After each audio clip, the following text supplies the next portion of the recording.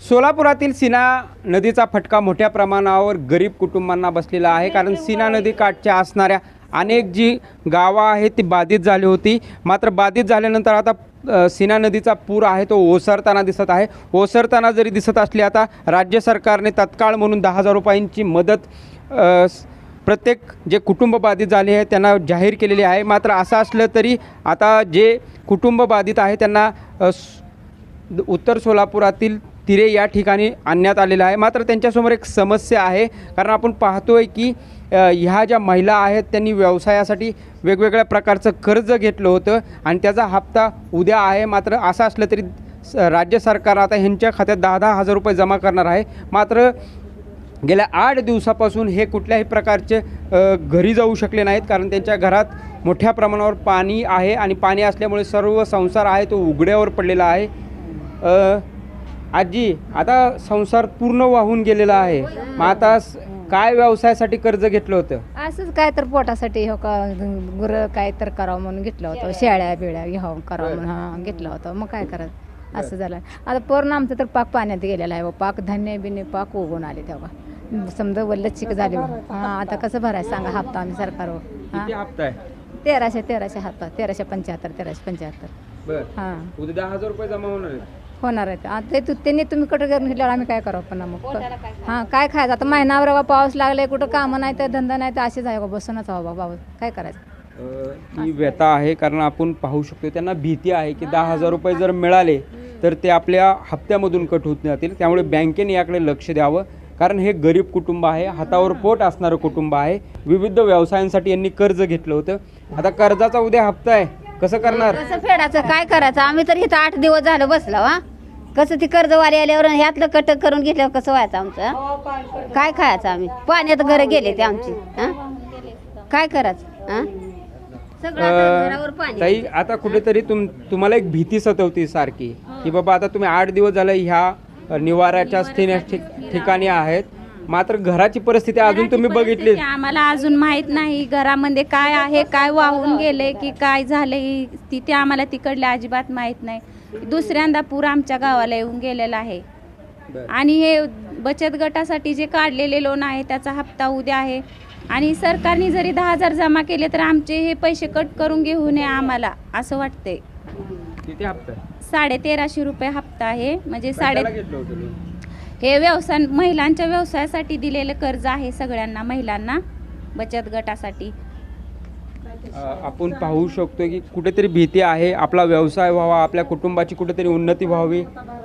कुटुंबाची काय गरजा भागल्या का त्याच्यात? कुठलं भागायला काय आहे? 10,000च काय होतंय सांगा? आम्ही ते घरं वाहून गेले. काय 8-9 दिवस झाला आला इथं. काय झालंय तिथं परिस्थिती? आमचं सगळं लुस्कानी वरनं पाणी गेलंय घरावरनं. मग त्या 10,000तनं जर हप्ता कट केला तर आम्ही काय खावावं? तिथं हाय तेवढं आता खात आहोत. घरी गेल्यावर आम्हाला उभा राहायला सुद्धा जागा नाही. गुडघे एवढा गाळ आहे. काय करावं आम्ही घरी जाऊन सांगा? काय व्यवसाय चालू केला? पाण्यात गेला सगळा? हां, सगळं पूर्ण गेलं. गया होत्या सगळ्या पाक काढल्यात आम्ही. गया बिया दाराचाही सगळं आपल्या आमची नुकसानी झाली. 10,000 रुपये देते? देतेच नाही आता. काय करायचं? आमचं तर गहू ज्वारी सगळं पाक गेले.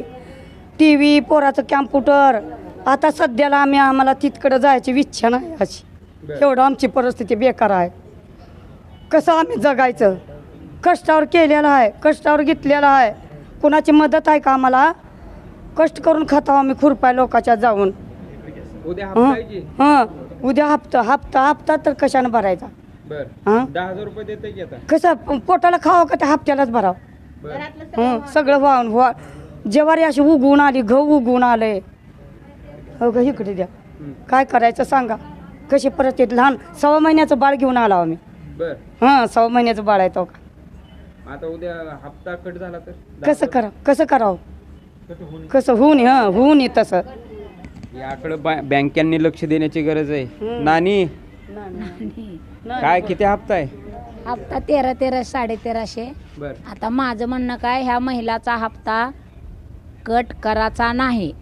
जेवढं अनुदान सरकार देईल तेवढं ह्या महिलेला द्यावं लागेल. त्यांना घर नाही, शेत नाही, बाडी नाही, पूर्ण असं म्हणजे मजूरदार आहे. मग मजूरदाराने हप्ता कुठलं भरायचं? हां, मग सरकार बँकात हमी ना तर सरकारानं बघून घ्यायचं. हां सरकार कशाला आहे, सांभाळायसाठी आहे ना. मग गोरगरिबाचा हप्ता बिप्ता भरून त्यांना घरदारं बनवून द्यायचं, सगळं व्यवस्थित ठेवायचं. माणसावानी काय जित्रावं नाही ते, माणसासारखंच माणसं राहायचं. आणि दुसरी गोष्ट माझी त्या दिवशी एक इच्छा होती, आमचं निराधारचं पैसे 6 महिने आले नाहीत. मग आम्ही काय करायचं, 10-10 हजार अशा पद्धतीने कुठेतरी आपला सौद्या शिवणी गावातले सर्व ग्रामस्थ आहेत, महिला भगिनी आहेत. मात्र त्यांचा हप्ता पाहतोय की आपण उद्याच्याला आहे आणि उद्या सरकार 10,000 जमा करणार आहे. त्यामुळे कुठेतरी व्यवसायासाठी ज्या ज्या व्यवसाय चालू केले होते ते शिवणी गावात पाणी शिरल्यामुळे पूर्ण वाहून गेलेलं आहे. त्यामुळे बँका असतील किंवा जिल्हा प्रशासन असेल यांनी याकडे लक्ष देण्याची गरज आहे. कारण हे सध्या 8 दिवसापासून या निवाऱ्यात राहत आहेत. त्यामुळे ह्यांच्या कुठल्याही प्रकारचा व्यवसाय चालू नाही आहे. त्यांचं मोठं आर्थिक नुकसान झालं आहे. घराचा संसार पूर्ण वाहून गेलेला आहे. आणि असं असलं तरी उद्या जो बँकेचा हप्ता आहे त्याचं कुठेतरी टेन्शन ह्या सर्व महिलांना दिसत आहे. त्यामुळे आता राज्य सरकारने यावर एक उपाय काहीतरी काढावा आणि जो व्याजाचा दर आहे तोही घेऊ नये अशी मागणी सध्या ह्या महिला कडून होताना आपल्याला दिसत आहे. त्यामुळे आता राज्य सरकारने याकडे लक्ष द्यावं अशीच अपेक्षा सध्या हे महिला वर्ग करताना आपल्याला पाहायला मिळते. प्रीतम पंडित, न्यूज 18 लोकमत, तिरे, सोलापूर.